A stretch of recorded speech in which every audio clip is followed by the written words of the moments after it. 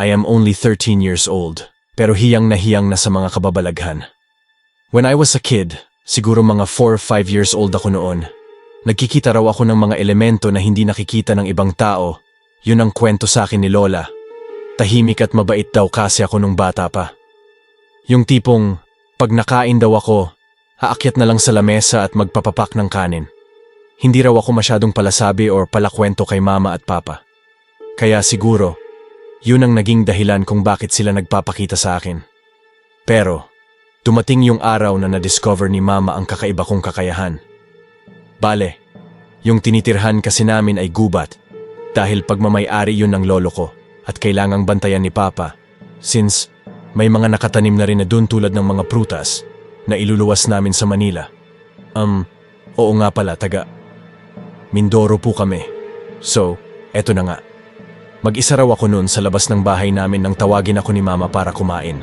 Nakita raw niya na may kausap ako. Nung una, naisip niya na baka si ate yon. Pero nang makita niya na nasa loob pala si ate at tinatawag siya, ay kinutoban na siya. Pagtingin niya sa akin, ay natakot daw siya nang ang kausap ko lamang ay hangin. Sumigaw daw ako ng, "Mama, pumunta ka dito." Kaya kahit natatakot ay lumapit si mama. Tinuro ko raw sa kaniya ang kinakausap ko at ito raw ang aking sinabi. "Mama, masamaga ako sa kanila." Sabi nila, bibigyan daw nila ako ng maraming candy. Hindi nakasagot si mama at nagulat siya nang lumingon ulit ako sa kausap ko at sinabing, "Ayokong sumama sa'yo, ang laki-laki mo naman eh." Tapos, "Yang kasama mo ang liit-liit." Tapos, yung babae, hindi nagpapalit ng damit. Hanggang ngayon, puti pa rin ang suot niya. Siguro, sa sobrang takot ni mama, ay napasigaw siya at saktong kararating lang ni papa galing sa trabaho. Dahil dito, pumunta sila sa albularyo, dito sa part na to. Hindi na ako masyadong detailed. At sinabing isara ang aking aktibong ikatlong mata. Naisara naman ang aking third eye at biniyayaan ako ng proteksyon. Dahil sa nangyari, ay lumipat kami ng tirahan, ngunit sa malapit lamang, mga 1 kilometro ang layo sa dati naming bahay. Sapagkat naaalala ko pa ang buhay ko, noon nang ako ay grade 1 pa, alam ko na hindi na ako nagkikita ng mga elemento. Hanggang sa ako ay nag-grade 6, wala akong naramdamang kakaiba pagdating sa usapang pagpapakita ng mga nilalang na hindi nakikita ng mga karaniwang tao. Subalit nang ako ay nag-high school na, dito na ako nakaramdam ng kakaiba. Nagsimula ang lahat sa isang panaginip. Panaginip na hindi ko maintindihan. Kinakalaban daw namin ang bawat white lady, maligno, engkanto, kapre, at kung ano-ano pa. Kasama ko rito ang aking mga kaibigan. Matagumpay daw naming tinapos ang laban. Subalit, nang dumating ang isang anino lamang na parang may sungay, ay biglang naglaho ang aking mga kasamahan. Hawak ng anino ang aking pamilya at pinatay niya isa-isa. Wala akong magawa kundi ang umiyak at lumapit siya sa akin at bigla akong nahimatay. Nagising ako nun, naginigising na ako ni mama. Nang sumapit ang gabi, nagkikita na ako muli. Nagdasal ako at nawala sila. Subalit hanggang ngayon, nararamdaman ko ang presensya nila. Alam ko pag nandyan sila o pag wala. Palagi pa rin akong nagdadasal at nananalig sa Diyos. Walang ibang nakakaalam nito maliban sa pinsan ko. Tulad ko kasi ay nagkikita siya. Kaya sa tuwing gabi ay magkasama kami. Ako ang nakararamdam at siya ang nagkikita. Kahit ang pamilya ko ay hindi ito alam. Ano po ba ang dapat kong gawin? Patuloy po ba akong magpapanggap sa kanila na ayos lang ako? So nangyari ito nung February 17, 2015. Tandang-tanda ko pa yung date na yan nung nadengue ako. 11 and dawani kami umuwi nun sa bahay galing hospital kasi nadengue ako. Pagka-uwi ko sa bahay kasama ang mami ko, then nagulat ako nang biglang dumating yung tita ko. Ana. Not her real name. May dala siyang pasalubong. May Jollibee, donut, pizza, etc. So ito na nga, 9 marwa ng gabi tulog. Na sila ako gising pa kasi nag-FB ako ng gabing yon. Okay naman yung pakiramdam ko, tapos magaan yung loob ko. Kasi katabi ko si mami matulog. Nung nakaramdam ako ng antok, nagulat ako nang biglang gumalaw yung pinto as in bumukas yung pinto ng kwarto. Namen nagulat ako sa nangyari kaya binaliwala ko na lang yon. Kaya humigaan ako tapos nagising si mommy at sabi niya, "Sa'kin, oh, Yesha. Not my real name. Ba't ang init mo nako, sobrang init mo. Teka, humiga ka muna dyan, kukuha lang kita ng gamot." Yan lang yung natandaan kong sinabi sa akin ni mommy. Bago siya kumuha ng gamot, nagtaka ako bakit ang init ko. Di ko rin akalin siguro dahil sa dengue. Ilang oras din ay dumating na si Mommy Jaya, not her real name. Dala-dala niya yung gamot para sa lagnat.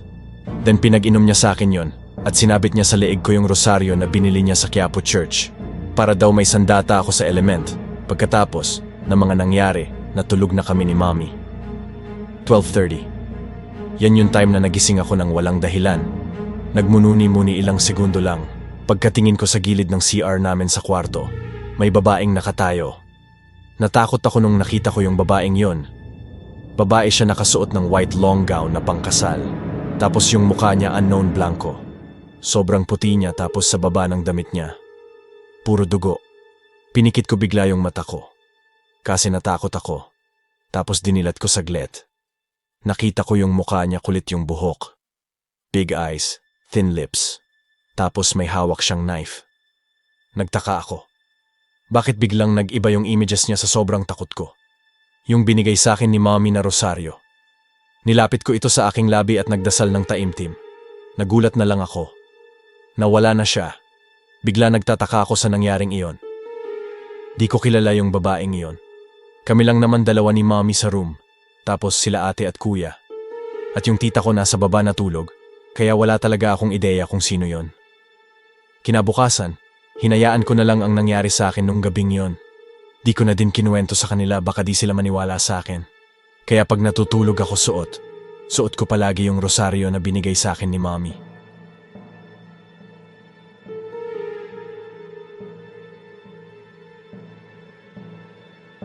Nagtratrabaho ako ngayon sa isang quick-serving restaurant, term namin, or fast food chain.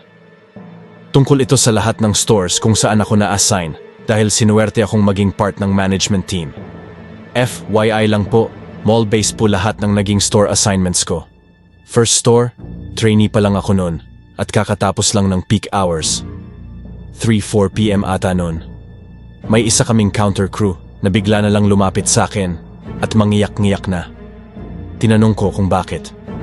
Tapos sabi niya, "Sir, kanina nung mag-CCR sana ako, nagulat ako kasi may batang lalaki na kulay gray na nasa UR.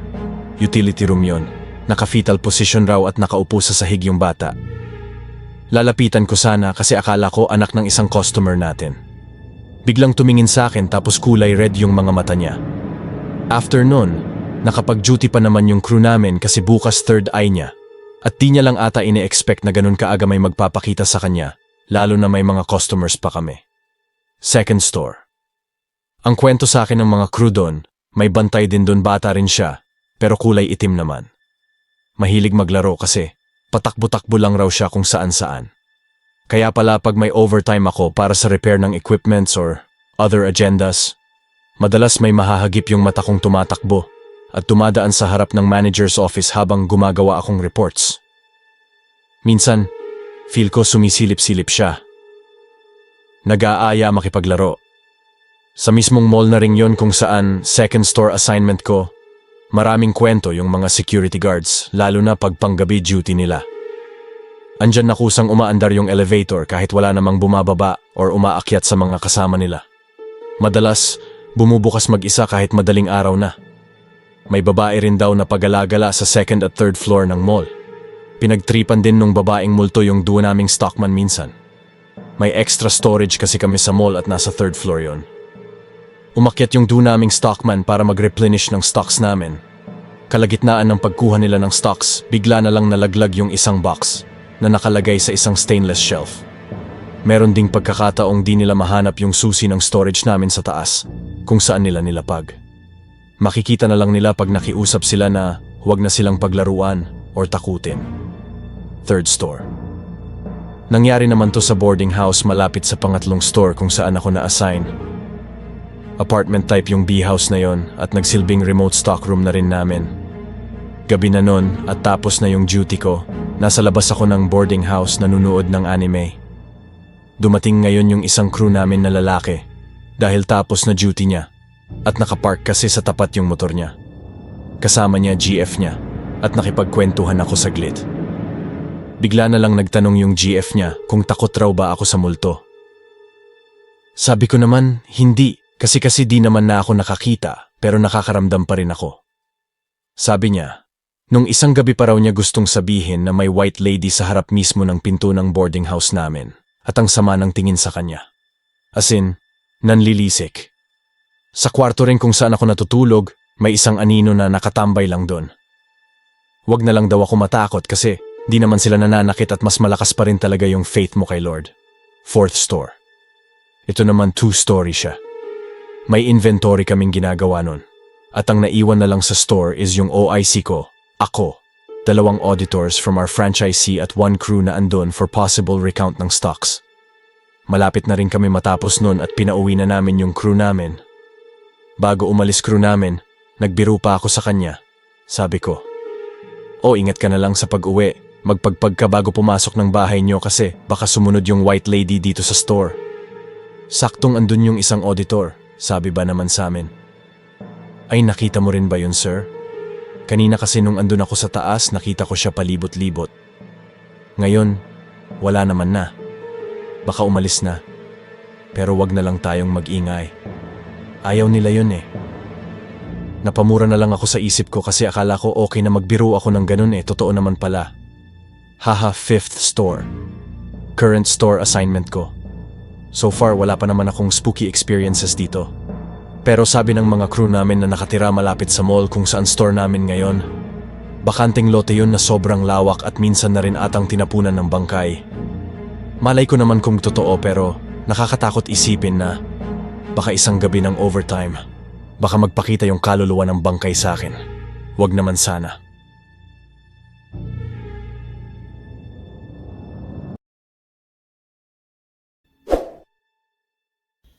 You can write your scary stories in the comment section and let's talk about it. Thank you for watching.